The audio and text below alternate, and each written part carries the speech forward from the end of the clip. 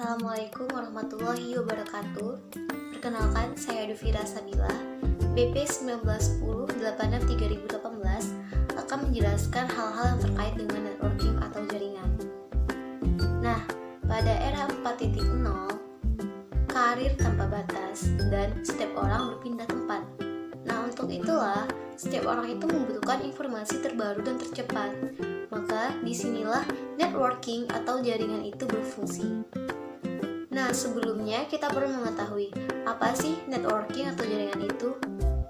Networking atau jaringan dapat diartikan sebagai bagaimana kita berhubungan dengan orang lain dan bagaimana mereka terhubung dengan kita dalam suatu organisasi tertentu. Atau networking atau jaringan juga dapat diartikan sebagai hubungan personal dengan orang lain di mana terjadi ikatan emosional yang erat dan saling mengenal serta saling mengingatkan. Nah, hal ini membutuhkan perlakuan hubungan yang baik, membangun, mengembangkan, serta memelihara hubungan dengan orang lain untuk tujuan saling menguntungkan, dapat membantu individu dalam prospek pekerjaan, dapat meningkatkan peluang individu dalam memperoleh pekerjaan. Nah, serta dapat membantu individu untuk mendapatkan informasi terbaru secara cepat. Selanjutnya yaitu kegunaan dari networking.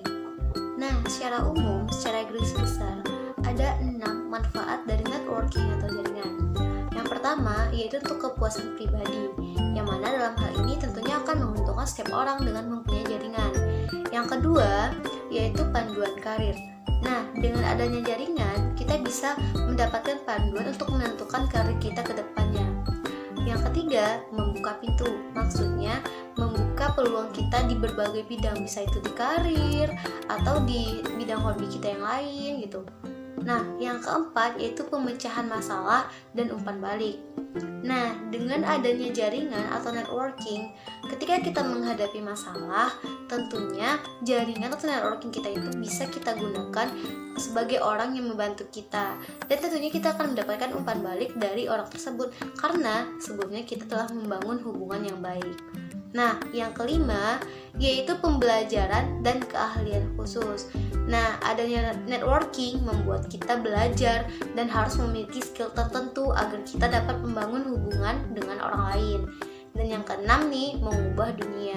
Maksudnya, dengan adanya networking yang tadinya kita tidak tahu apa-apa, yang tadinya kita sulit mencari informasi atau susah mendapatkan pekerjaan, dengan adanya networking, kita bisa dengan mudah mengubah dunia kita.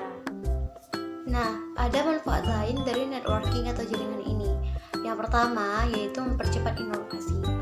Nah, dengan adanya networking atau jaringan, kita tentunya mendapatkan inovasi-inovasi baru dari orang yang kita ajak menjadi networking kita tadi. Bisa saja mereka menjadi inspirasi kita untuk melakukan perubahan-perubahan. Nah, manfaat yang kedua yaitu mengurangi risiko. Nah, dengan adanya networking, tentunya kita bercakap-cakap dong dengan dia.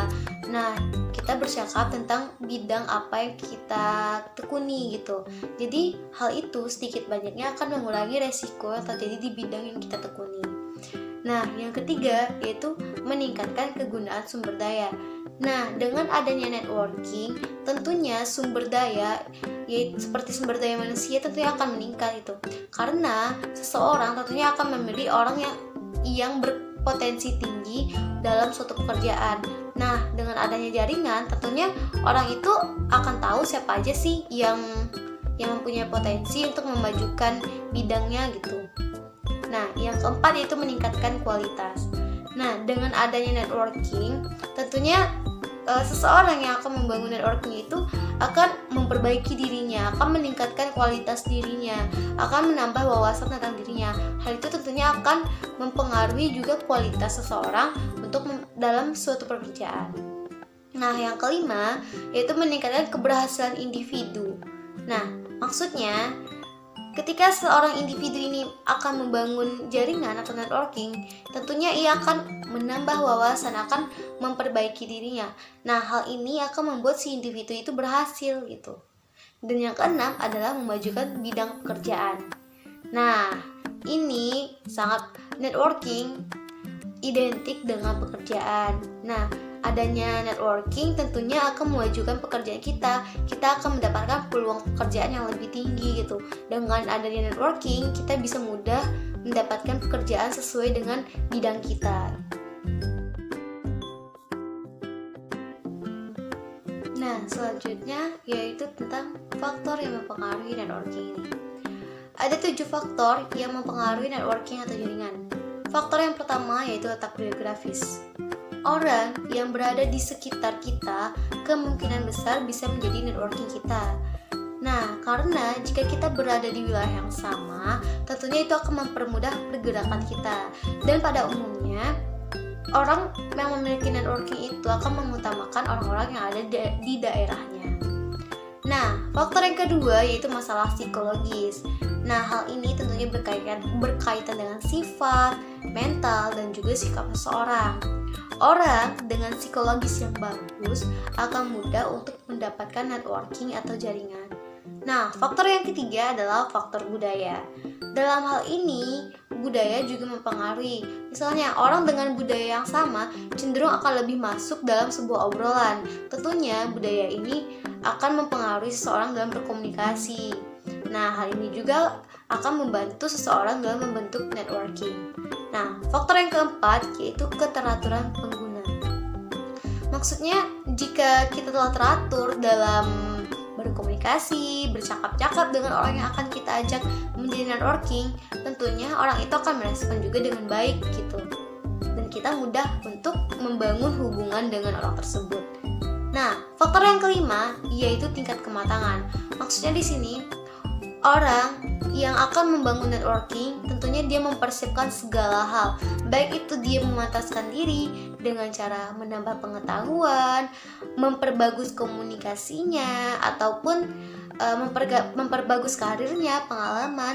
Tentunya dia akan lebih siap untuk membangun sebuah jaringan dengan orang lain karena dia sudah matang dalam persiapan dan wawasan gitu. Nah, faktor yang keenam yaitu tingkat kepercayaan. Dalam membangun sebuah jaringan atau networking, kita membutuhkan kepercayaan diri yang tinggi. Karena jika kita tidak percaya, bagaimana kita akan membentuk sebuah jaringan atau networking dengan orang lain. Nah, tentunya agar kita merasa percaya diri, kita harus memiliki potensi yang baik dalam diri kita. Kita harus mempunyai wawasan yang luas, kita harus mempunyai karir yang bagus gitu. Kita harus mempunyai sesuatu yang bisa dibanggakan terhadap orang yang akan kita ajak untuk menjadi networking kita. Nah, jika kita sudah mempunyai kemampuan tersebut, tentunya kita akan percaya diri dalam membangun networking dengan seseorang. Dan faktor yang ketujuh adalah pengalaman masa lalu. Seseorang dengan pengalaman di masa lalu yang baik, misalnya dia pernah menjadi seorang PR di sebuah perusahaan atau dia pernah menjadi duta dulunya gitu. Itu pengalamannya sudah bagus gitu. Dan dia juga akan lebih mudah dan lebih percaya diri dalam mengajak seseorang untuk membangun sebuah networking. Dan tentunya di masa lampaunya dia juga sudah mempunyai networking begitu. Nah, itulah 7 faktor yang mempengaruhi networking. Nah, selanjutnya kita akan membahas tentang apa aja sih yang bisa kita lakukan dalam membangun sebuah jaringan atau networking. Nah, yang pertama yang boleh kita lakukan dalam membangun sebuah jaringan yaitu menghubungi anggota jaringan kita itu minimal sekali setahun. Ya, walaupun sekedar basa-basi atau ucapan pertanyaan kabar, salam, sapa, atau pengucapan selamat hari raya atau lainnya gitu. Yang penting komunikasi kita tetap terjaga dengan orang yang kita ajak menjadi networking kita. Nah, yang kedua yaitu kita saling tolong-menolong dengan sesama anggota networking kita gitu. Jika misalnya nih anggota networking kita salah satunya ada yang tertimpa musibah atau ada yang mengalami masalah, nah kita sebagai jaringannya harus membantunya gitu. Nah, yang ketiga yaitu mengatakan dengan jelas dan singkat tentang apa yang kita minta terhadap si networking kita ini gitu. Jangan bertele-tele, misalnya kita inginnya A, tapi kita bertele-tele terlebih dahulu gitu. Nah, maka si networking kita ini akan hilang respeknya terhadap kita gitu. Nah, yang keempat, tentunya kita harus bersikap baik, ramah, dan menyenangkan. Karena jika kita bersikap pongah, sombong gitu, orang tidak akan mau menjalin sebuah hubungan dengan kita. Nah, dan yang terakhir nih, sensitif dengan waktu. Maksudnya, jangan memonopoli anggota networking kita untuk kebutuhan yang tidak bermanfaat. Itu misalnya hanya untuk bermain-main. Tapi kalau misalnya kita refreshing, emang ada waktunya untuk kita bermain, maka saat itu tidak masalah gitu. Tapi ketika kita sedang serius, kita tidak boleh melakukan sesuatu yang tidak bermanfaat. Nah, itulah hal-hal yang bisa kita lakukan dalam membangun sebuah networking atau jaringan. Nah, jika tadi ada hal-hal yang boleh kita lakukan dalam membangun sebuah jaringan atau networking, selanjutnya adalah hal yang tidak boleh kita lakukan dalam membangun sebuah jaringan atau networking. Yang pertama yaitu jangan mengirimkan email untuk jumlah orang sekaligus, dalam artian kita spam gitu. Nah, atau kita berhati-hati dalam sebuah grup media sosial, bisa saja itu di grup Facebook ataupun di grup WhatsApp. Nah, yang kedua yaitu jangan memanfaatkan jaringan yang kita miliki itu untuk keuntungan pribadi kita, misalnya untuk wadah berjualan gitu. Ketika kita membangun usaha, kita boleh memanfaatkan jaringan. Tapi jika kita memanfaatkannya untuk hal yang negatif gitu, itu tidak diperkenankan. Nah, yang ketiga yaitu jangan menggunakan kata-kata yang sangat informal gitu, atau kita menggunakan kata-kata kasar. Ada waktunya kita harus serius dan ada waktunya ketika kita santai dengan networking kita. Nah, dalam hal itulah kita harus bisa memilah-milah perkataan, memilah-milah kata yang akan kita keluarkan. Nah, yang keempat, jangan terlalu cepat dalam mengambil keputusan. Karena kalau kita cepat mengambil keputusan, kita nantinya itu akan merugikan diri kita sendiri. Nah, yang kelima, jangan menggosip. Hal ini termasuk kepada kegiatan yang tidak bermanfaat. Dan yang keenam yaitu jangan mendominasi. Ketika kita mendominasi dan apa yang kita katakan itu salah, tentunya itu akan mempengaruhi kita dan itu akan memperburuk citra kita di depan networking kita. Jadi kita sewajarnya aja di depan networking kita. Apa yang perlu disampaikan ya disampaikan, apa yang tidak ya udah nggak usah disampaikan gitu. Nah, itulah hal-hal yang tidak boleh kita lakukan ketika membangun sebuah jaringan atau networking. Nah, sebelum membangun sebuah jaringan atau networking, kita perlu memerhatikan beberapa hal agar kita mudah dalam membangun jaringan atau networking. Nah, yang pertama kita harus memerhatikan minat. Orang yang mempunyai minat yang sama cenderung lebih menyambung dalam berbagai hal, baik itu dalam bercakap-cakap ataupun dalam berbagai bidang lainnya. Yang kedua yaitu melakukan percakapan yang sesungguhnya. Maksudnya, ketika kita bercakap dengan orang yang akan kita ajak menjadi networking, kita harus berkata apa adanya, jujur dan menjadi diri kita sendiri. Jangan mengada-ada dan menjadi diri orang lain gitu. Dan yang ketiga, yaitu tetap berhubungan secara langsung. Tidak hanya melalui media sosial, tapi kita juga harus bertatap muka dengan orang yang kita ajak menjadi networking. Nah, yang keempat, kita harus tetap fokus dengan apa yang kita perbincangkan dengan si networking kita. Dan yang kelima ya ini, membalas serta memberi lebih dahulu. Ketika kita bercakap, kita harus membalas, merespon dengan baik. Dan ketika mereka bertanya, kita harus menjawab dan memberi asumsi kita juga. Namun, tetap harus sesuai dengan topik apa yang kita bahas. Jangan melenceng begitu. Tetap fokus pada apa yang kita bicarakan. Nah, selanjutnya kita akan membahas mengenai langkah-langkah dalam mengembangkan jaringan. Ada 10 langkah dalam mengembangkan jaringan. Langkah pertama yaitu mulai jaringan dengan koneksi yang kita miliki. Yang kedua yaitu cari tahu dengan siapa kita akan berhubungan. Dan yang ketiga yaitu siapkan elevator pitch. Yang keempat, belajar tentang seni berbincang-bincang. Dalam artian belajar berkomunikasi yang baik. Yang kelima, jangan takut untuk melangkah lebih dalam.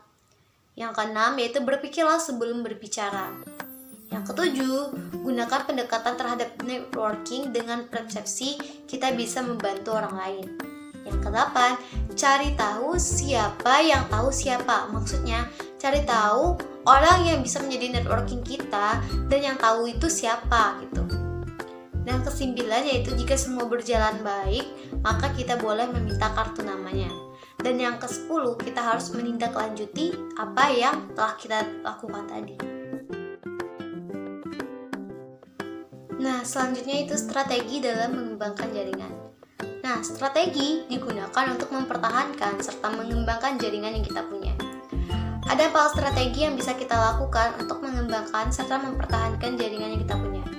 Strategi yang pertama yaitu bangun komunikasi dimanapun berada. Nah, dalam hal ini, seseorang yang ingin menjalin sebuah hubungan dan membentuk sebuah networking harus ulet dalam berkomunikasi. Nah, yang kedua, bertukar kartu nama.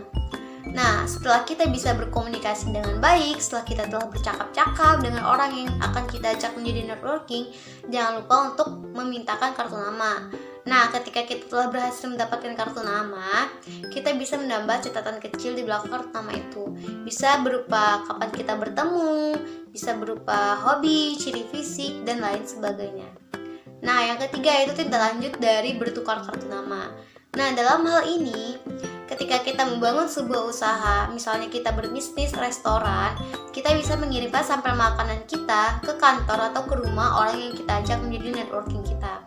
Hal ini guna mendapatkan rekomendasi, guna mendapatkan saran, dan sebagainya.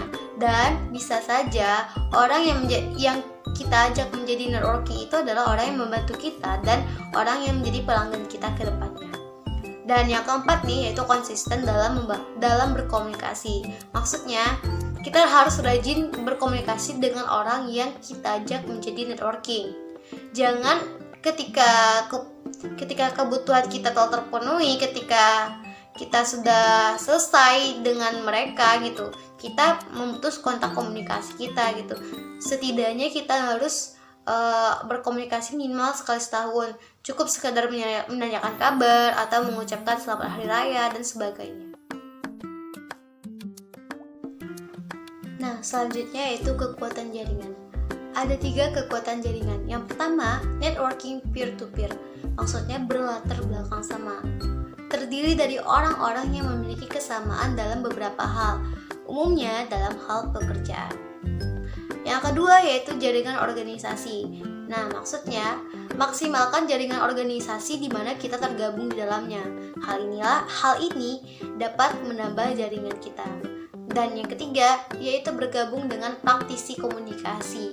Nah, ketika kita bergabung dengan praktisi komunikasi, tentunya kita akan lebih mudah dalam membangun sebuah networking. Nah, ada 2 hal yang perlu diperhatikan dalam membangun jaringan. Yang pertama yaitu label pribadi. Maksudnya, merupakan jumlah keseluruhan kualitas yang orang lain asosiasikan kepada seseorang, baik itu berupa baik buruknya sifat seseorang. Nah, label diri seseorang ini ditentukan oleh bagaimana orang lain menilai diri orang tersebut. Nah, untuk membangun label diri, maka seseorang perlu mengenal siapa orang itu, apa minatnya, apa bakatnya, serta apa yang dapat ia lakukan. Nah, yang kedua itu orbit credibility. Maksudnya merupakan apa yang dibangun dari menjadi bagian dari organisasi, menjadi asosiasi, atau proyek, atau sebuah bidang yang diminati. Walaupun kita tidak dalam bidang tersebut, tapi kita telah mendapatkan kepercayaan dalam bidang itu, tentunya itu bisa membangun karir kita dan membantu kita dalam mendapatkan sebuah networking. Nah, selanjutnya ada jenis-jenis jaringan. Ada 3 jenis jaringan atau networking. Yang pertama yaitu personal, yang mana jaringan personal ini dibangun akibat interaksi sosial antar personal yang satu dengan personal yang lainnya. Yang kedua yaitu jaringan atau networking profesional, yang mana jaringan ini terbangun dengan seseorang atau sekelompok orang yang terlibat dalam suatu organisasi yang tentunya mendukung kinerja profesional seseorang. Dan yang ketiga yaitu virtual. Nah, merupakan gabungan dari jaringan personal dan juga profesional yang terbangun berdasarkan interaksi media sosial. Namanya saja sudah virtual, berarti melalui perantara media tertentu. Nah, dalam networking ada istilah PBOD. Nah, apa sih PBOD itu? PBOD merupakan sekelompok orang berbeda yang menaruh perhatian besar kepada kita dan dapat memberikan nasihat serta bimbingan dalam hidup kita. Nah, PBOD ini dapat berubah-ubah, namun tentunya ada yang tetap. Nah, ada 8 hal yang terkait dengan PBOD. Yang pertama yaitu siapa saja yang sudah aktif membantu seseorang dalam menghadapi tantangan kehidupannya, baik secara pribadi maupun profesional. Yang kedua yaitu kepada siapa kita sering meminta bantuan atau bersandar ketika kita dalam sebuah masalah yang besar. Yang ketiga, siapa orang yang peduli terhadap diri kita. Yang keempat, siapa yang akan memberikan kita nasihat atau bimbingan yang baik serta objektivitas.